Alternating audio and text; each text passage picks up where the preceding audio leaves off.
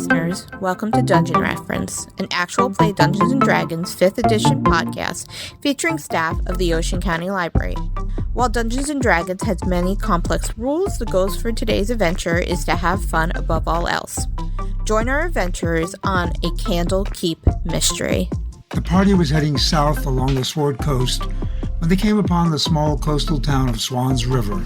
Spotting the Swans River branch of the Great Sea County Library, they entered the building and saw a community bulletin board with various postings. One in particular caught their eye. The posting read, "Desired, persons interested in solving the mystery of Leeds Wood Mine. Find out what happened to the people in the village of Leeds Wood. Reward 1,000 gold coin. Baron S. Pine, owner, Leeds Wood Mine." It looked like it had been posted a long time ago, and it had been taken down, then rehung quite a few times over the years. The information services desk was next to the posting board, and the librarian motioned the party to come closer. The librarian said that the posting had been up there as long as they had worked here. A lot of self-proclaimed adventurers had taken it down and considered it, but no one had studied it as long as you folk. There is a companion book that goes with that. Well, not quite a book, more like a rambling collection of notes. Would you like to see it? The party checked out the book, A Deep and Creeping Darkness. The book tells the tale of a mining village, Leeds Wood, whose residents went missing over the course of several months. 40 years ago, an explosion rocked the Leeds Wood mine, trapping 60 miners. 30 were rescued, but only half of the bodies were ever found. Several weeks later, the surviving miners started disappearing, one or two at a time. Then the villagers started to disappear. The villagers started sleeping with weapons and traveling in groups, but if one stepped briefly out of sight for even a second, they were gone. The book ends with the author wondering if anyone still lives in Leeds Wood, and on the last page was a hand-drawn map showing the location of the village. To get to Leeds Wood, the party had to travel to the village of Splitted River. After a one-day trek to Splitted River, the party stopped at the Captain's Tavern. There they met Lucas Grosnever, the aged owner of the tavern. Lucas used to live in Leeds Wood, and his wife worked in the mine. When she died, he left Leeds Wood and came to Splitted River. They also met Splitted River's village elder, Isabella Daystriker. Daystriker, the niece of Leeds Wood's mayor, Leah Duzin, still remembers that when her aunt and cousins arrived in Splitted River, they were barely coherent. They didn't remain in town long, and Daystriker believes they are no longer living. She also described a letter that Leah wrote to Daystriker's mother. The letter described the horror that was happening in the village, the disappearances, the constant nightmares, and the screams in the darkness. If people didn't die, they were driven to madness. Leah sent her wife and kids away, but insisted on staying to solve the mystery of what was happening. As the party got up to leave, Lucas asked, "If you go to Leeds Wood, could you put flowers on my wife's grave? It is under the only tree in the cemetery." Hidden in the tree is a pendant that I left to use as a reason to return to visit my wife. Now that I'm too old to travel, could you return it to me? Elder Daystriker tells of another adventurer, Jasmine Stoneheart, a silver dragonborn who had left a fortnight ago, also seeking the reward. "Be careful," says Daystriker. "Jasmine's strong-willed, and her ice breath is not to be taken lightly." The party headed for Leeds Wood. It was a 2-day journey on foot, since the only road had completely succumbed to nature over the years. They set up camp for one night and were attacked by a swarm of bats, but they easily disposed of the creatures. Other than the bats, the woods were eerily quiet. Hi, my name is Joe. I am the Dungeon Master for this adventure, and I'd like the players to introduce themselves. Hi, my name's Matt. I will be playing Storm today, or as his full name is Roland Storm Shadow. He is a human cleric. His nickname is Storm. Hello, my name is Thomas. Today I will be playing Caldry Lunpar. He is a gnome warlock whose pronouns are he/him. Caldry is very charismatic in nature. He is a loving man with a disgraced past. He stands 3 foot tall. He has pale ivory skin, bright light orange hair, and beautiful emerald eyes. However, they are a bit dull as if clouded by the past. Hi, I'm Kristen. I'm playing Scarlet Animalia, a wood elf druid who was raised by human fighters after her parents were unfortunately prisoners of war.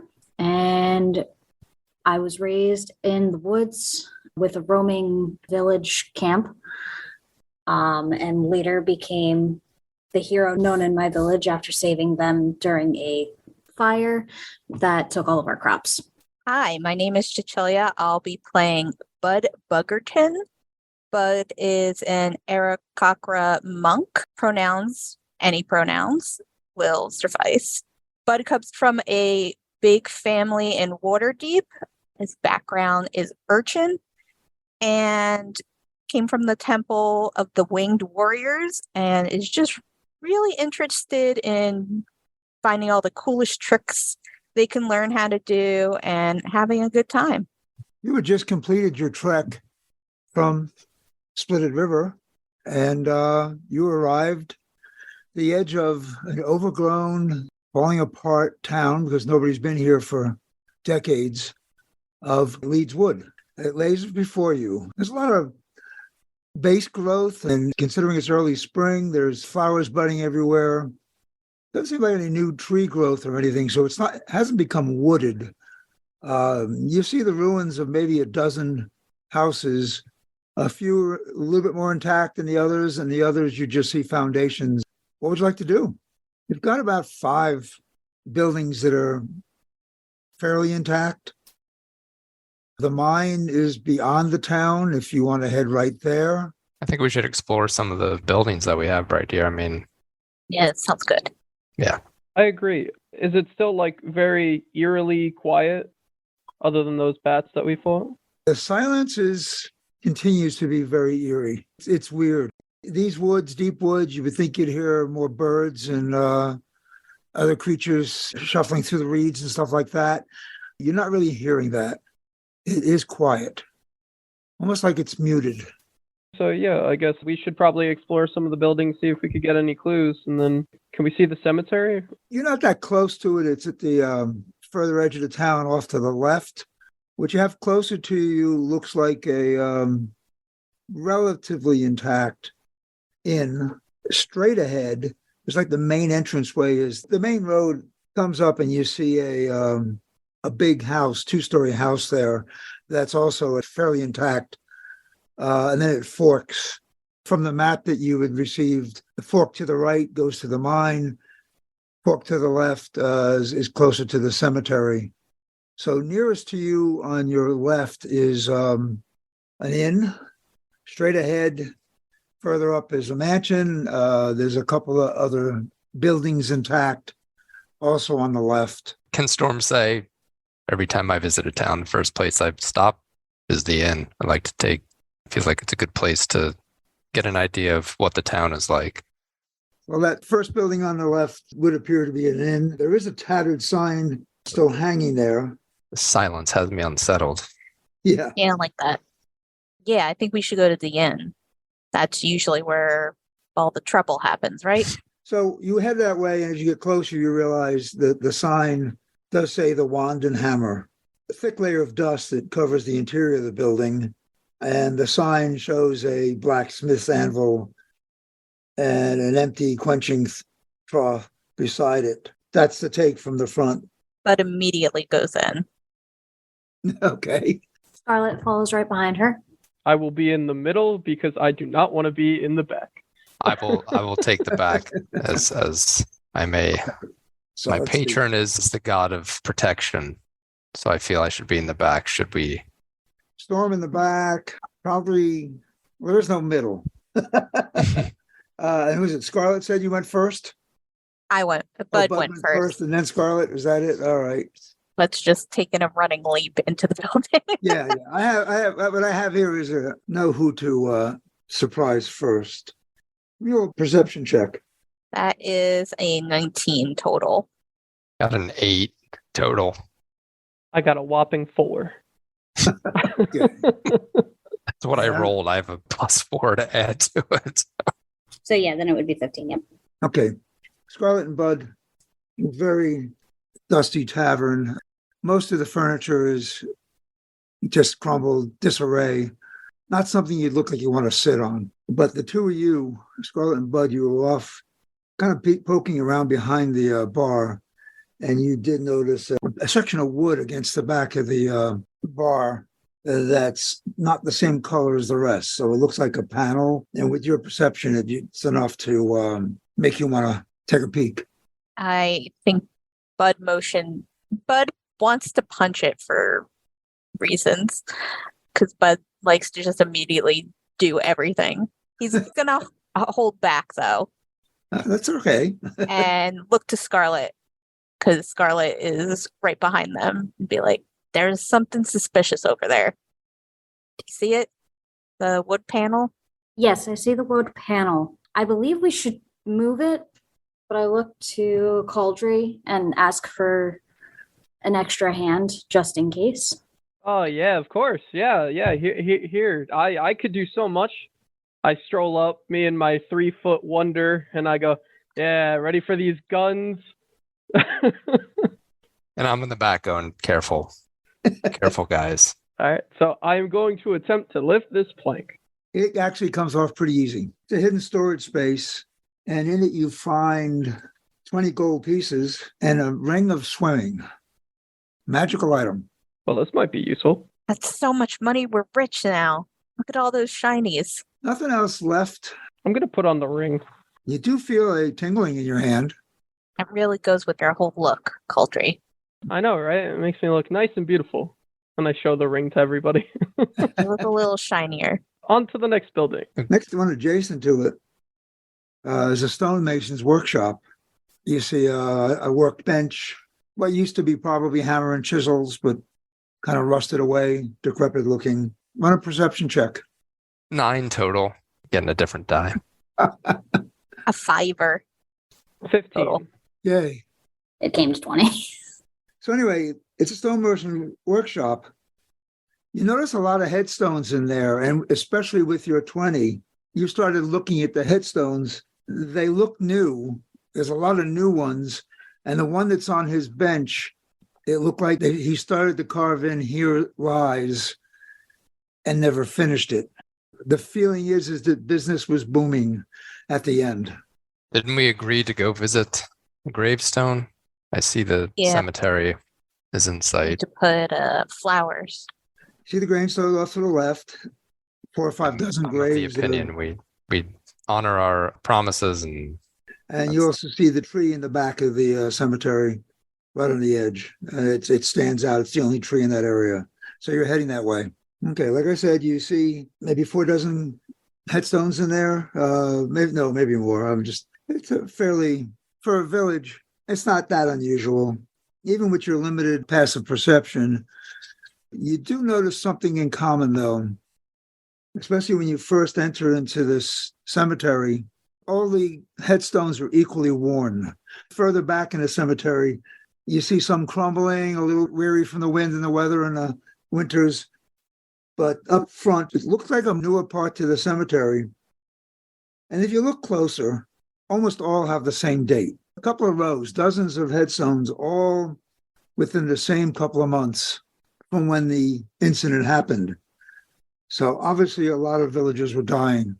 this adds to my unsettling feeling. And the one you were looking for, do see one newer headstone in the back, in front of the tree at the back of the cemetery. I'm going to walk up to the headstone to read it and make sure that that's the one that we've been looking for. That is her headstone. I pay my respects at the headstone and then go and scope out the tree where the pendant is supposed to be hidden, correct? Correct. He had also asked if you could put flowers on and there's abundant flowers in the area. Okay. Yeah, I would probably look over at Scarlet and be like, hey, can you put these on top of the grave for me? Might not be able to reach. I will gladly take those and set them on top, as well as also pay my respects kneeling before it. Right after you do that, Scarlet, you hear a soft, contented sigh, and you also feel a little healthier. You have 10 temporary hit points. You head off towards the tree. Roll a perception. All right, let's see if this new die comes through. 12 total. There's a huge knothole in the middle of the tree. And in it, you see a bit of silver. So you reach in, and it is the necklace. So you do have the necklace. All right. So I shout, I tell everyone, I'm like, I've recovered his necklace, and I will store it away and return it to him upon when we get back. Bud is cartoonishly in like a cloud of smoke right next to you. Just wants to look with their eyes, not with their hands. I show their it to eyes him. get like really big. Cool. Oh, that's so cool. Very nice. He puts it away. Her head kind of leans down a little bit disappointed, but doesn't say anything. The big building is now the next structure to your right, which is the mayor's house. If you remember from the intro, her niece had received a letter. And after the mayor had sent her wife and kids to Splitted River, she stayed behind to investigate, to try and figure out what was going on with the town. So that's her home to the right. And beyond that is the mine. So it's a logical place to head. All right, so we should see if she has any notes on, whatever she might have Spooky uncovered scaries. from this mystery. Several of you notice. Actually, Scarlett, your perception isn't that bad. Your passive perception. And Storm, you notice there's about halfway to the house, and you see this stands out, really. It's a backpack, typical adventurer's backpack, except about a size and a half larger than the one most normal people would wear. And what's most interesting about it is it looks like it's been recently dropped there. I would like to investigate it. Like I said, it's a basic adventurer's backpack.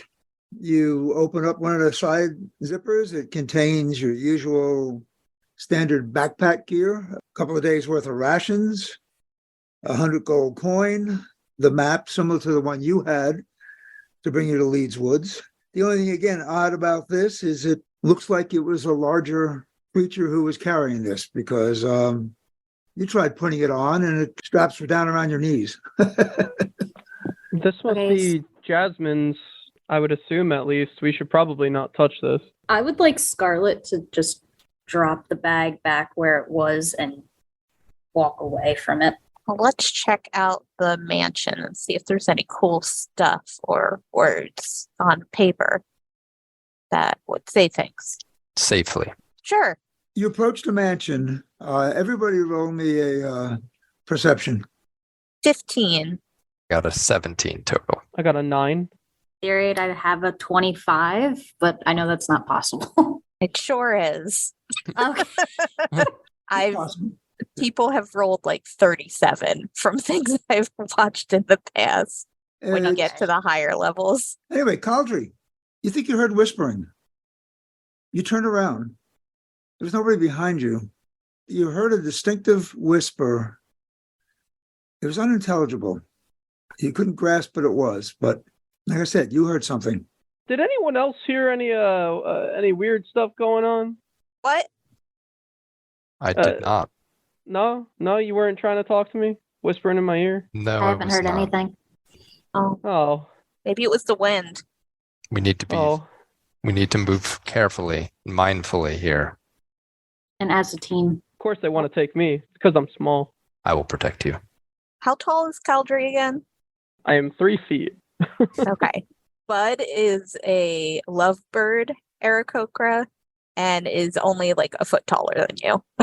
I look at Bud then and I go, and you're probably next. Oh no. It's a grand two-story brick house that has fallen prey to time and elements like the rest of the village, but it remains in better shape than the smaller houses. Heavy wooden double doors are flanked by dark windows, and chimneys anchor the building at each corner. Their masonry is crumbling. In front of the house is a wide leafless tree. Its gnarled branches reach towards the clouds like twisted fingers, and its rough bark is pockmarked with large knots and beetle holes. You walk into the entranceway. Everything's covered with a half an inch of dust, but it is getting dark.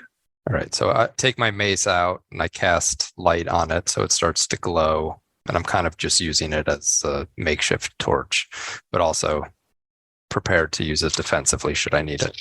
Okay, so you've seen the hallway. There's stairs in the back that go up. There's a, look like I said, door that could go to the backyard. And then there's a hallway to the left and a hallway to the right. Which way would you like to go? Would we like to split up in teams of 2 to cover ground more quick? 2 upstairs, 2 on the first floor? I do not recommend this. Please, no. Please. It already whispered to me I don't want to go. I feel we should stay together. Okay. That's the least interesting thing, though, but probably the smart thing. By nature, want to keep us safe and protected. But stays very close to the light. Okay. Okay, so you're going ground the group with Yeah, which way are we? With Storm in the center. Oh, Which yeah, way are we? Which way are we going to go? Left or right? We're all That's up to crowded you. around Storm. So I'm just drawing a lump in the middle of the floor. Hey, we're all in the same square pot. I think The we left should. or right? Let's just go left. I mean, we're just randomly exploring. We really have no guidance here, so I think we should just go left and just see what carefully, mindfully, slowly. It's my intent anyway. The one on the right, hinges are kind of crumbling, so it's hanging awkwardly. And the one on the left is open, actually. The open one is suspicious. Why would someone leave a door open? They want us to come in because it's a trap.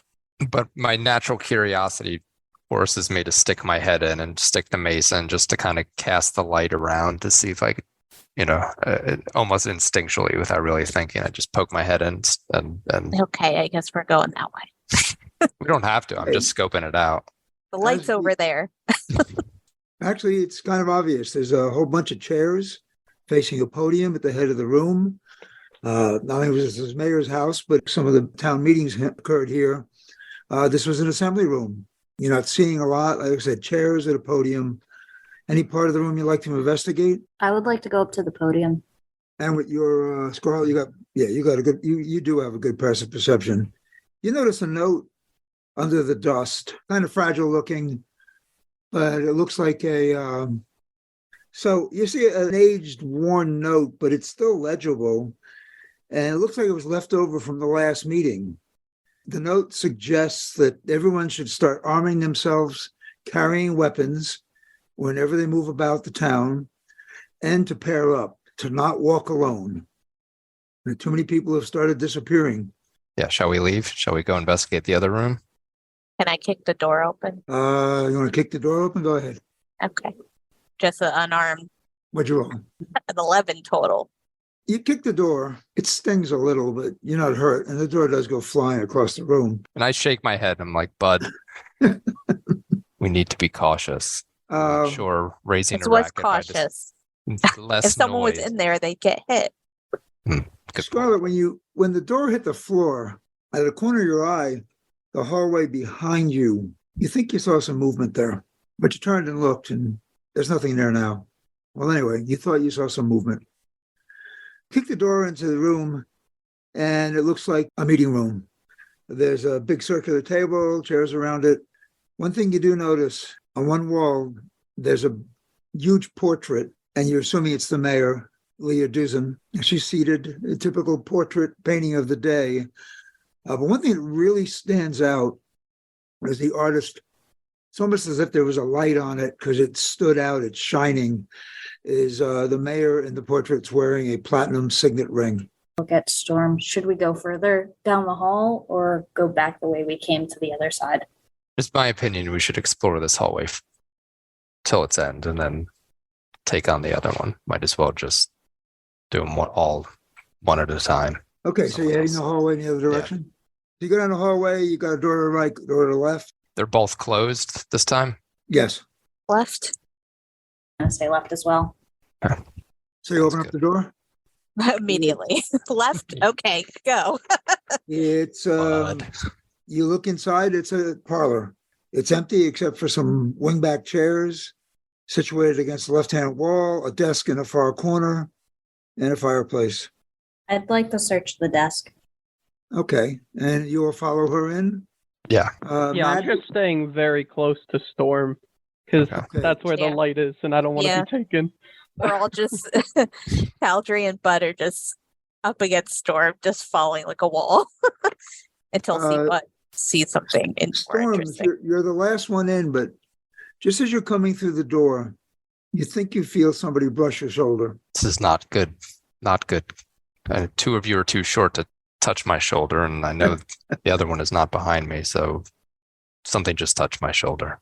I spin around and I'm looking around frantically. Got a bad feeling about this. The motion of the light rapidly moving is kind of a strobe effect for the rest of you. So, Ooh, fun. Scarlett, you went to inspect the desk. There's nothing of interest there.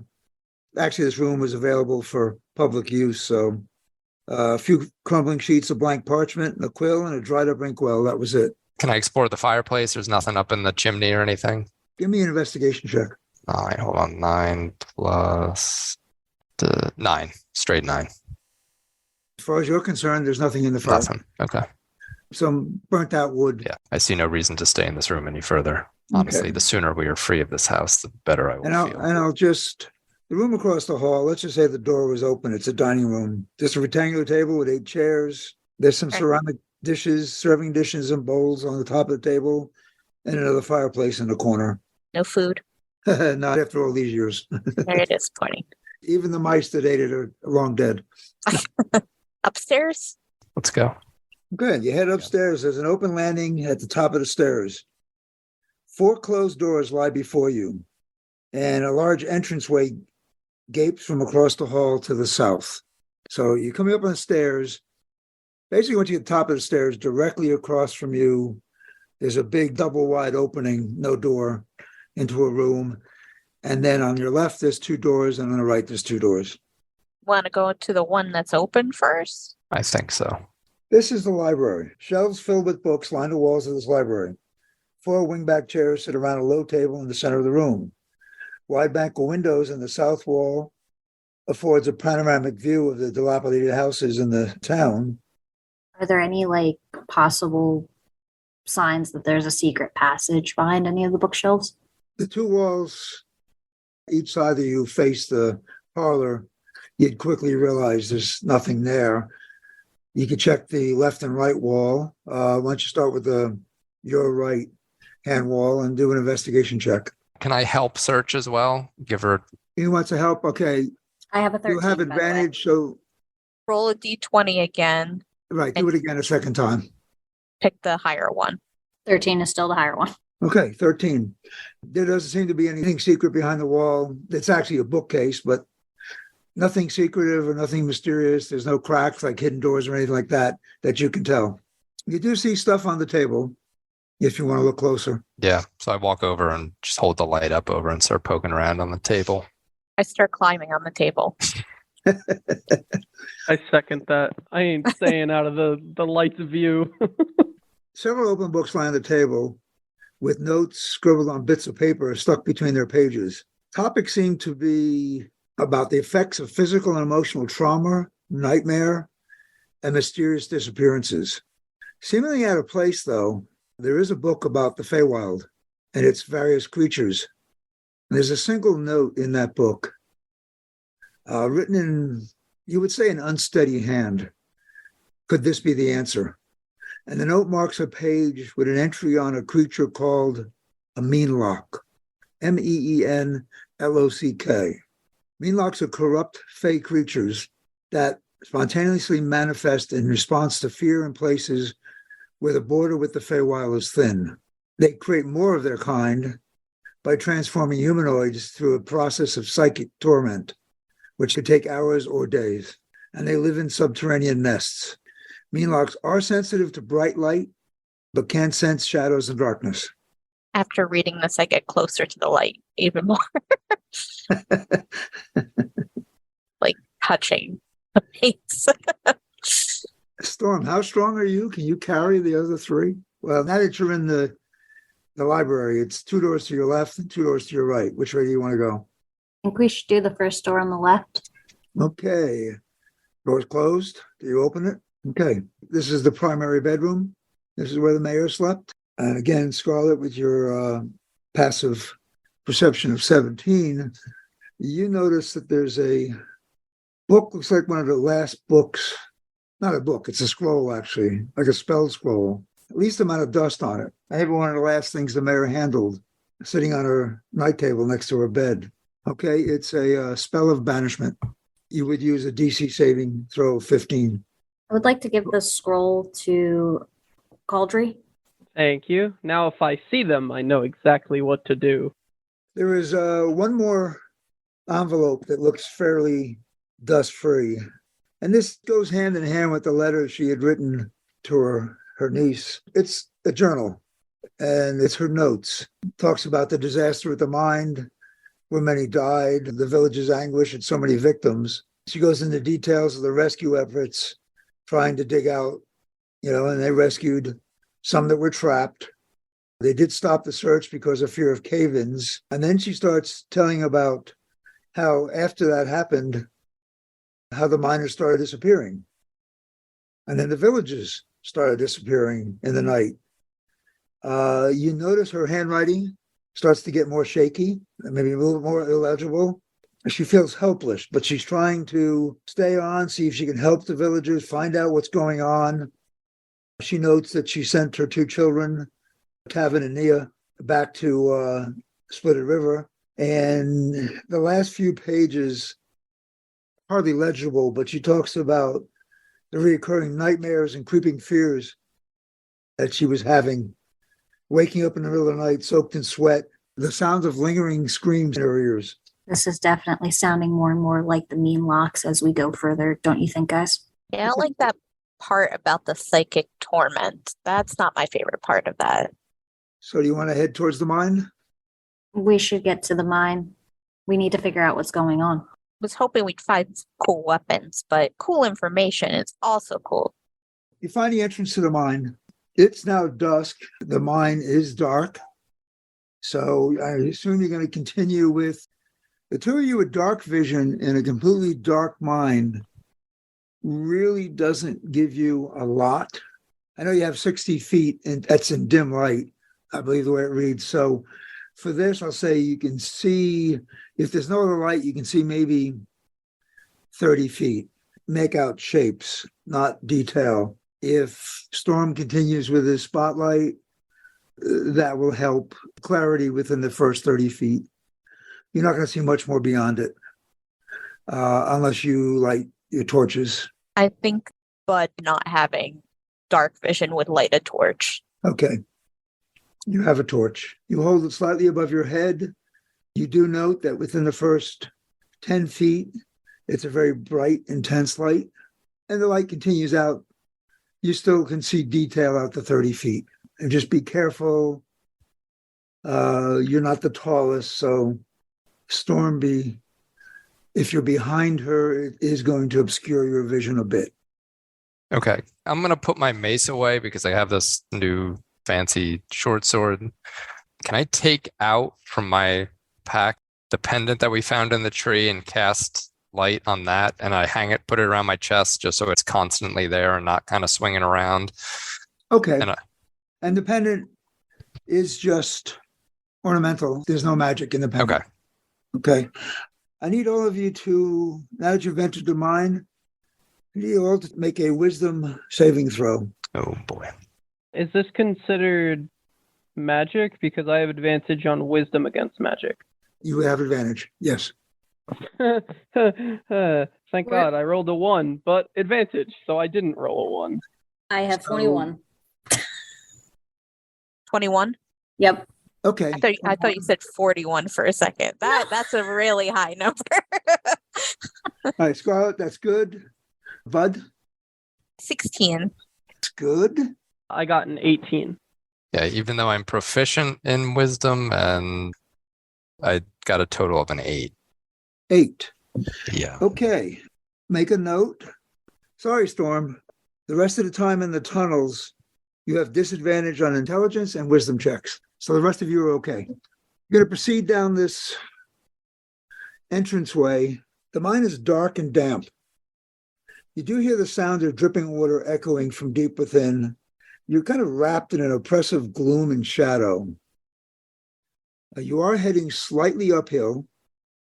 There was a mountain behind the town, and you get to a point where you see a pile of rubble left over from the cave-in.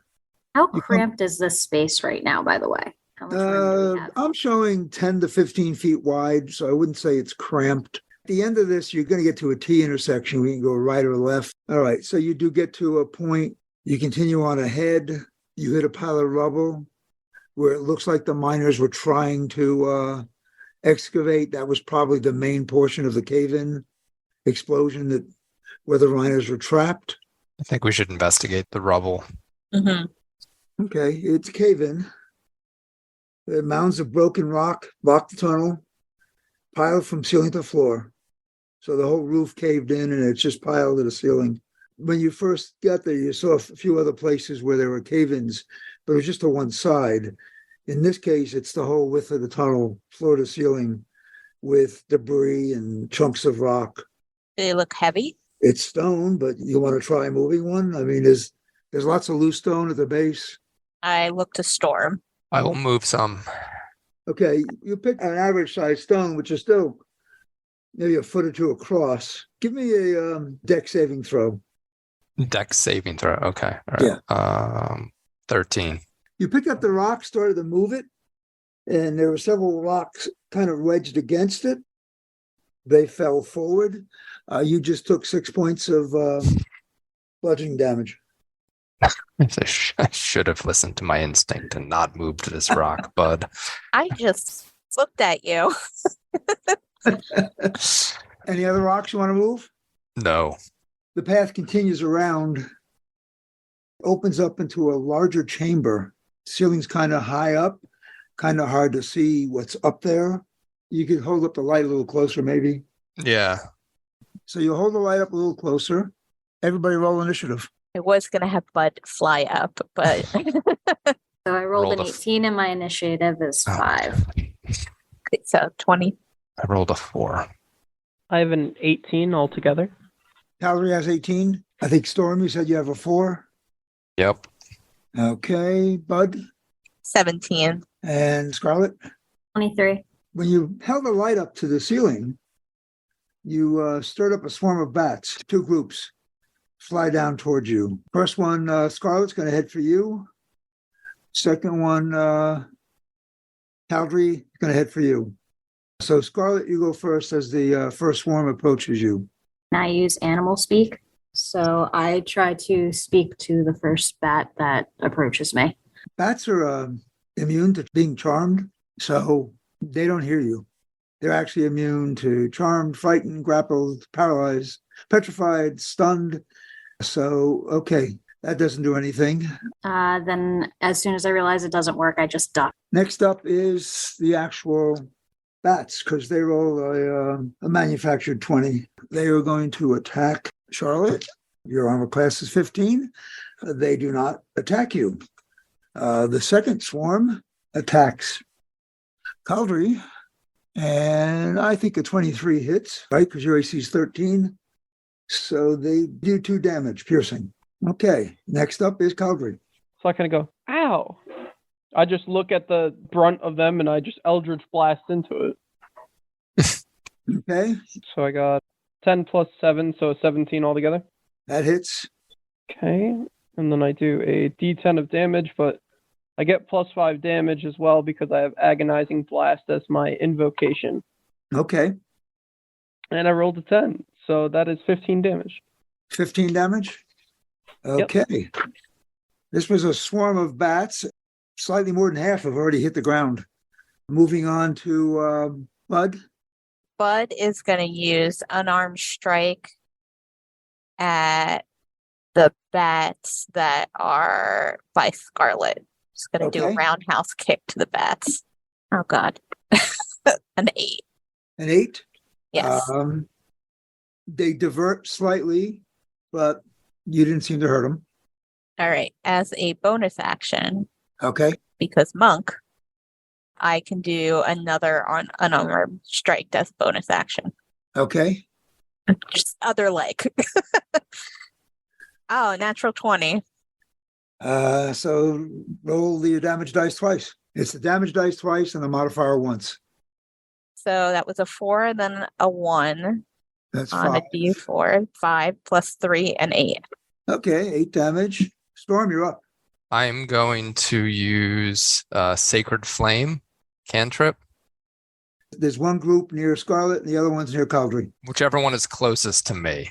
You're probably within 5 feet of both of them because you were. Okay. Who just took damage? Both groups have damage. The ones by Caldry have more damage. They seem a little bit. Which one of our characters took damage? I'm sorry.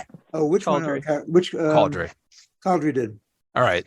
So I'm going to target the ones above Caldry. So it's just 11 plus 4, so 15. Yes, that hits. That Okay. definitely hits. Yeah, 12 right. is your armor class. Sorry. And then the Sacred Flame does 1d8 radiant damage. Okay. So, I rolled a 6. So just 6 damage? Yep. There's basically one bat with a half a wing left. But yeah, there's still one bat active. And we go top of the order. So Scarlet. Like to just unarmed strike the bat. Weird. I rolled a nat 20 and it would be a +2, so 7. Okay. And it's not a second group. Okay, so you did 7 damage. They're about half defeated. Okay, next up is the bats. The bats are now going to, one group, swing at Scarlet. I don't know, 10 doesn't hit, so they miss again.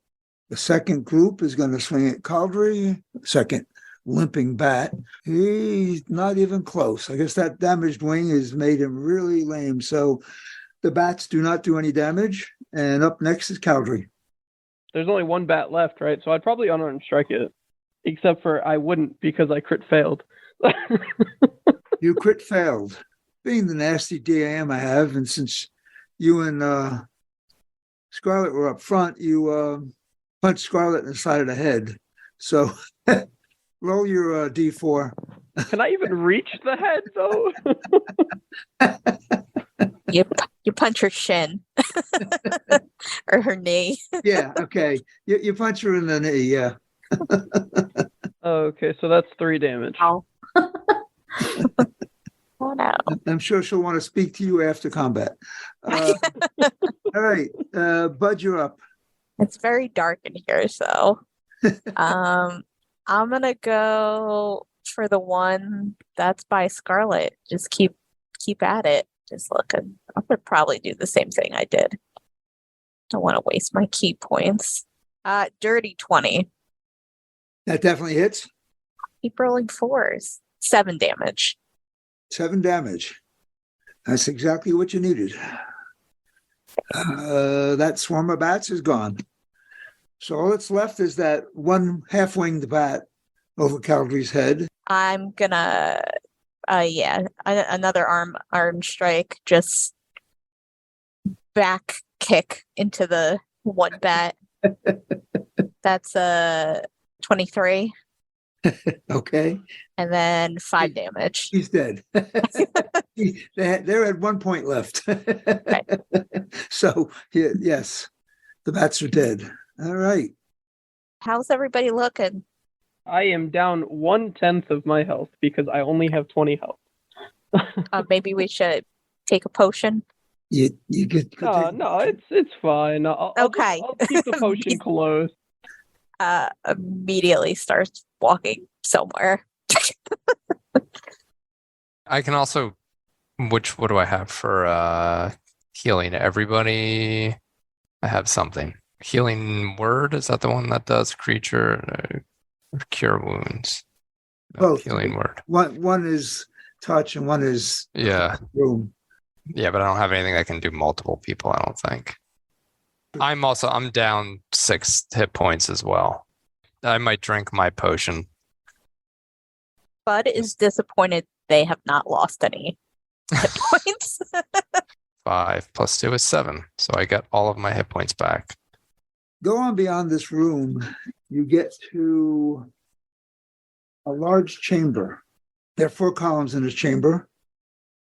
I'm going to say with Scarlet's passive perception, you notice that there are sticks of dynamite strapped to each of these natural pillars holding the roof up.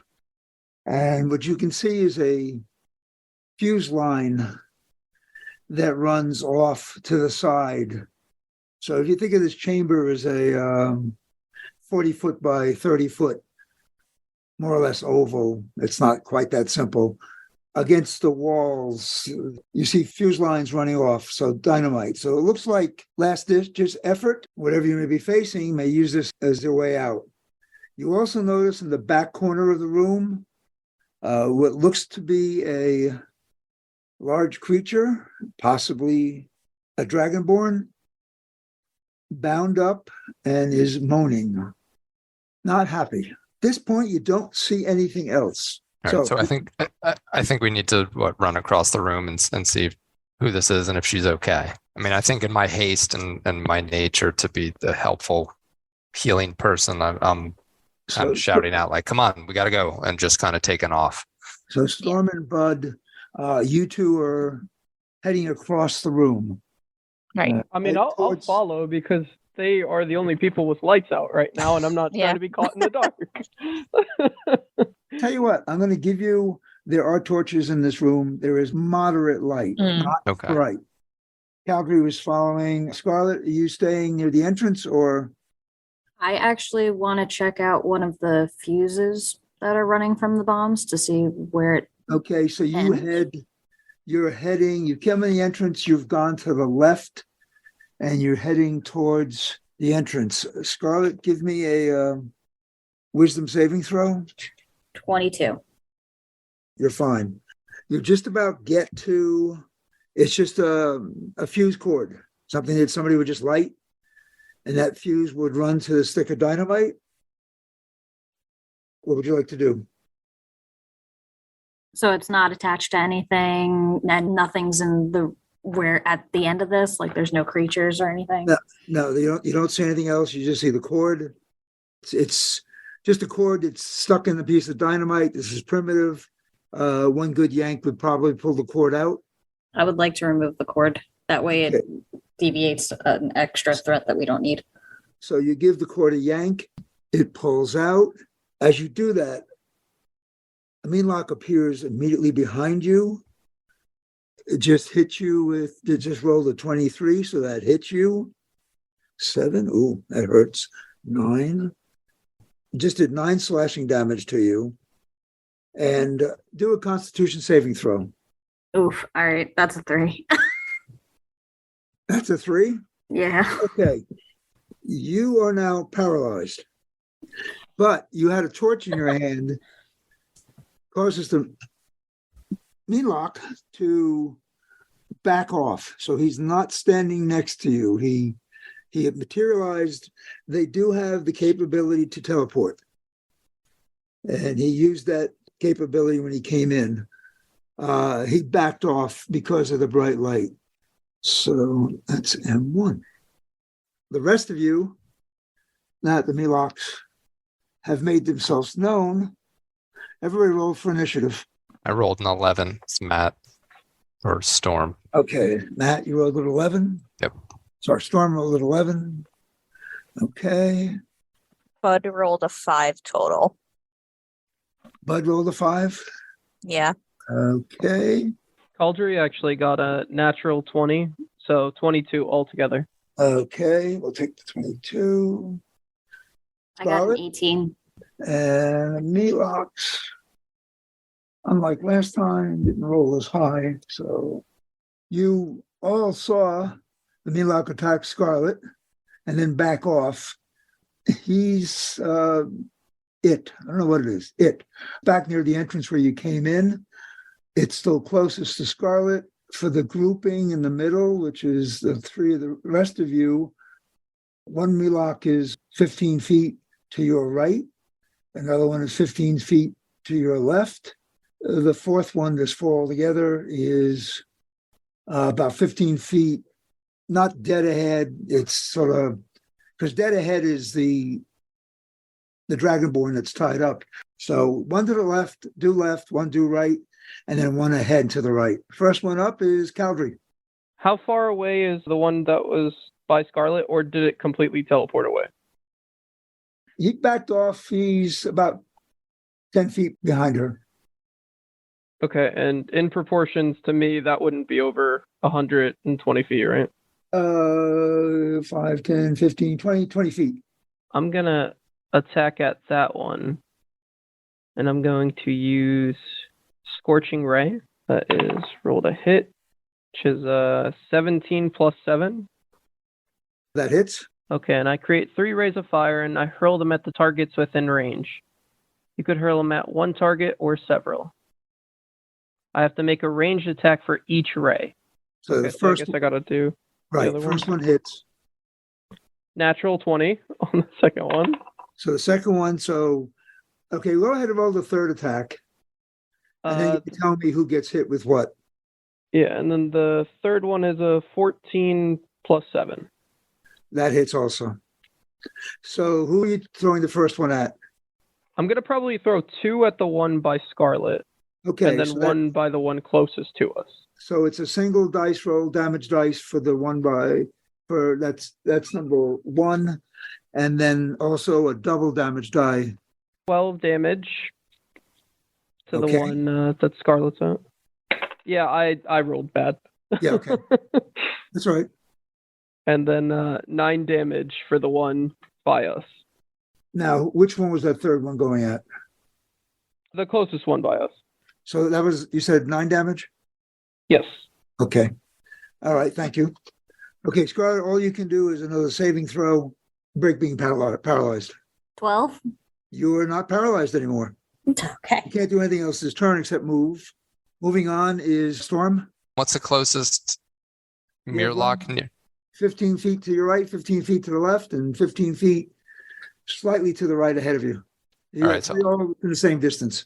All right, so I'm going to cast Spiritual Weapon, which allows me to create a floating spectral weapon within range, which is 60 feet. And I make a melee spell attack against the creature using my +4. Okay, so roll attack. And a large sword appears. And I rolled a natural 20. So double the attack dice. Yep, and that is, it's a D8 plus my spellcasting modifier. 6, 3, so that's 9 plus 2. So that 11. is 11. Okay. 11 damage. Bud, you're not next because the Meanlocks actually rolled higher than you. The one that was near Scarlet hesitates because you still have the torch. He's going to actually teleport across the back of the room. He disappears and then reappears in the back right corner opposite the entrance you came in, but on that same wall. That's his turn. Number 2 steps up. He's going to attack Storm. My armor class is 18. 21. Yeah, no, he hits. Oh. He does 7 damage. And give me a Constitution saving throw. +1, 7, 8. 8. You are now paralyzed for a minute. Ugh. All right. So now Scarlet's no longer paralyzed, but Storm is. The one that had the sword next to it, it just moved up to Bud and rolling nicely. A dirty 20. Bud, that hits. Yep. Does 6 damage, and I need a con saving throw from you. 7. You're paralyzed. Mm-hmm. Okay. And the last one's going to go up against Caldry. We all just You're get really paralyzed. lucky. I'm rolling on a mat. It was a natural 20, but it's angled slightly, so I'm going to re-roll it. I still get an 18. All right. Boy, sorry about that. My dice are killing you guys. It wasn't a natural 20. More 6 damage, and please make the con saving throw. All right, let's see.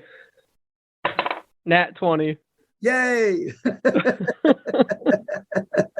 Could I use my reaction since it hit me too? I'm just thinking, because I can't give you a special thing, you get a reaction for that nat 20. So you get a free swing at, this was number 3, not the guy you hit the first time. Yeah, I'm going to use my reaction spell for the Hellish Rebuke just to light this thing on fire. So it is going to be 3d10 of damage, and it could do a dexterity saving throw for half. And he rolls a 4, so 6. I doubt it makes it. 21 damage. All right, you've dented them all. That guy actually is more than half damage, so you're doing some damage. All right, Bud, you're up. Do a Constitution saving throw. 9. 9. Okay, you only need 11, but no, you're not there. You're still paralyzed. Okay, top of the order. Calvary, hit him again. Yeah, what is the one that looks the least damage so I could banishment scroll it? Least damage is the one that attacked Storm. Okay, so I'm gonna whip around on that one and take the scroll that has the banishment spell, and I'm gonna hit it with that. And I think you said that was DC 15 Wisdom save throw. So he's rolling charisma saving throw. He gets an 8, -1. He has gone back to the Feywild. Yay. He will not be back. So you just took one off the map. Very nice. Next up is Scarlet. You are alive, active, and none of the enemies are near you. Closest thing to you is the second detonating cord, and right next to it is Mirlock number 3. Well, I don't want to detonate anything because that might set off the other ones. All right. Just if you attack, range attack, don't roll a 1. Yeah. I do have a crossbow, so I will use that actually. Okay, so I rolled a 17 and the hit is +5. So you do hit. So roll the damage dice. 3. 3 damage. Storm, you roll a con saving throw. 11 + 1, 12. You I are made it. no longer paralyzed. And is that my turn? That was your action. Unless you Okay. want to move. No, I don't. I'm just gonna catch my Okay. breath. Let's just set everything on fire. Milok number 1, he actually is going to light that back right fuse, and he teleports out of there, so he's gone. Number 2 is dead. Number 3, who is fairly hurt, but he's attacking, misses. So, Bud, it's your turn. You have a con saving throw. I rolled a natural 1. Okay, you're double paralyzed. No, you can't compound paralyzed, except you fall over on your side now. You're no longer standing. He sighs very heavily. You did notice that at the end of each round, the moans from the Dragonborn that's tied up are getting louder and more hysterical. They are in process of transforming him. That actually becomes less speedy the less Meanlocks are in the area. So he's still somewhat stable for now. Calgary, you got one to your left and one that's in front of you. The one to your left is more beat up. The one that I did the 21 damage before, that's the left one, right? That's him, yeah. Okay, so I'm just going to Eldritch Blast it. Okay. And that is 18. That hits. 7 + 5, which is 12. 12 damage. Yeah, he's down. He's dead. The happy ending is you do rescue Jasmine. She is much appreciative. The party will get the $1,000 reward for clearing out the mine because the Mirlocks are gone. As a gesture of goodwill, I don't know if you noticed that it was Baron S. Fine was your benefactor. He actually is going to make you shareholders in the mine. So if you continue on as a party, you will receive an annual dividend from the mine, if all goes well. There was a reward, I'm not going to look it up, but much appreciation from Lucas for returning his wife's pendant. So good job, everyone. Thank you for listening. Check out this 4th level adventure, A Deep and Creeping Darkness, in Candlekeep Mysteries, an anthology of 17 mystery-themed adventures set in the world of Dungeons & Dragons. You can check out Candlekeep Mysteries or any other campaign guides or source books free with your library card.